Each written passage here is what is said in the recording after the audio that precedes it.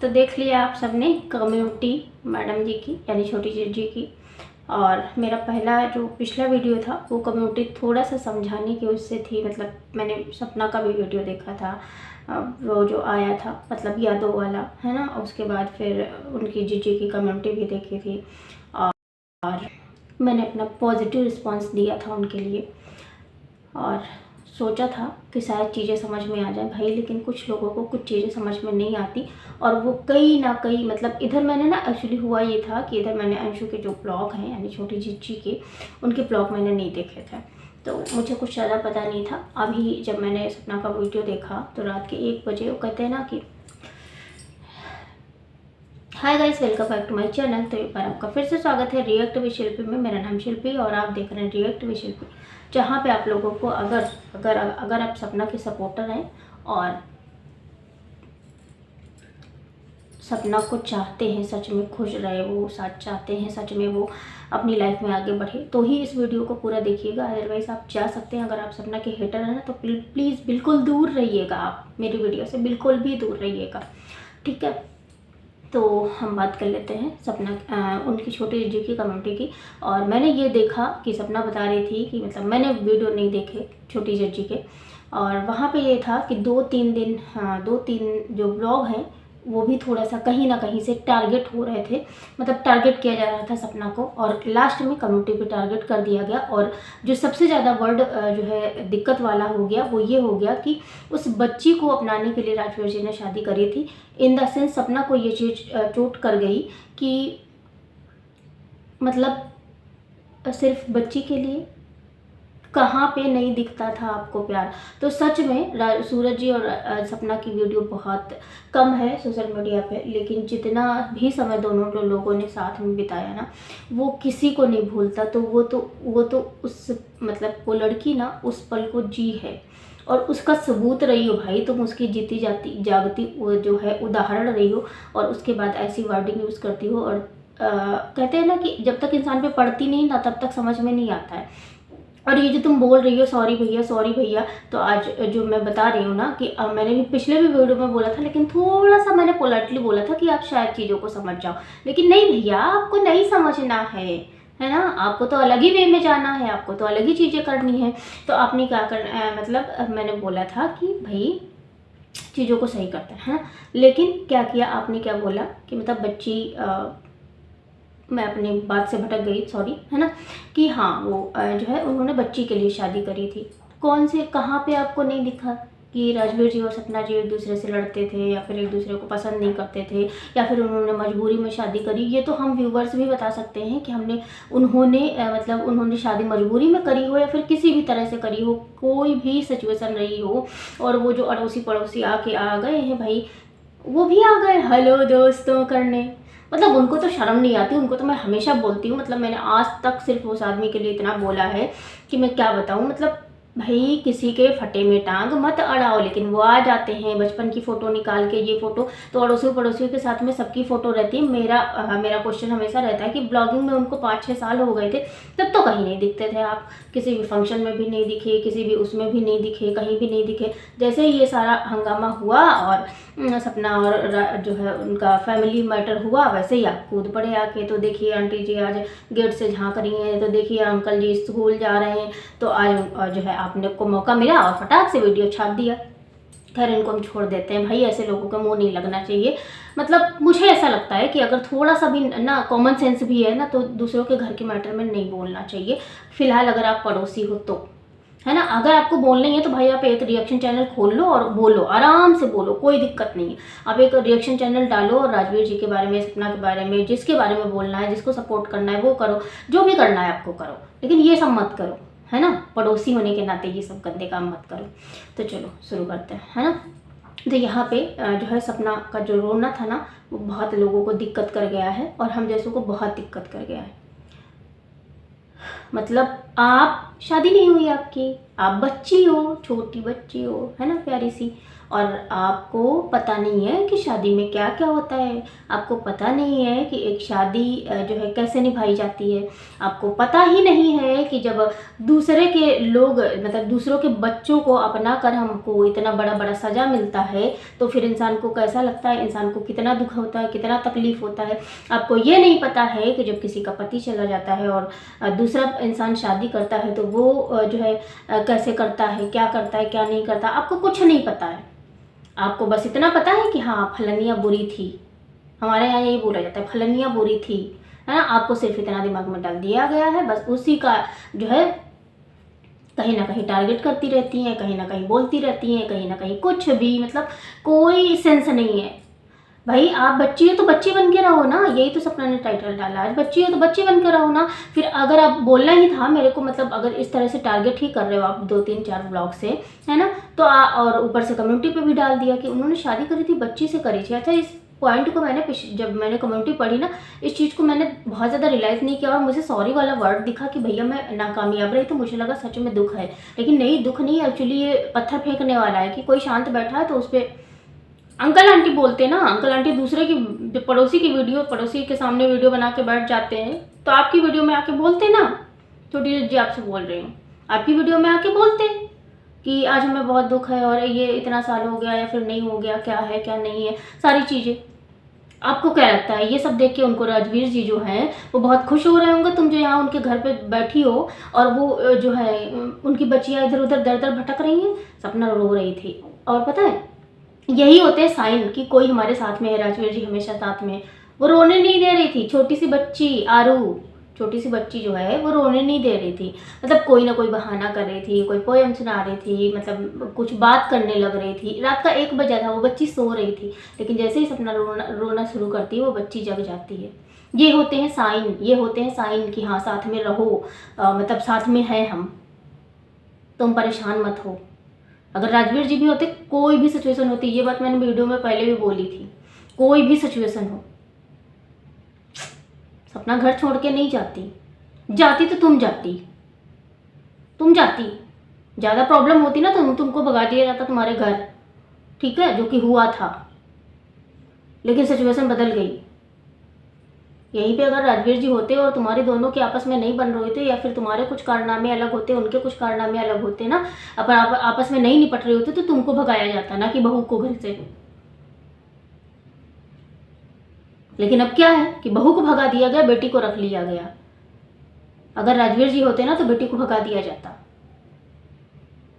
कल मैंने बहुत अच्छे से बोला था, आज मुझे बहुत गुस्सा आ रही है, रोना आ रहा था, सच में लिटरली रोना आ रहा था कि मतलब आप सोचो, इतना कोशिश कर रही है वो लड़की, दुखी है, परेशान है, कुछ भी है, सोशल मीडिया पे कुछ बोल नहीं रही है ना, जबकि वो कैमरे के सामने जो कैमरे के जो आदी हो जाते हैं ना, उनको कैमरे पे कुछ भी करके खुशी मिलती है, चाहे वो हंसना हो, चाहे वो रोना हो, चाहे वो रील्स बनाना, कुछ भी हो, क्योंकि वो उनका एक दोस्त हो जाता है।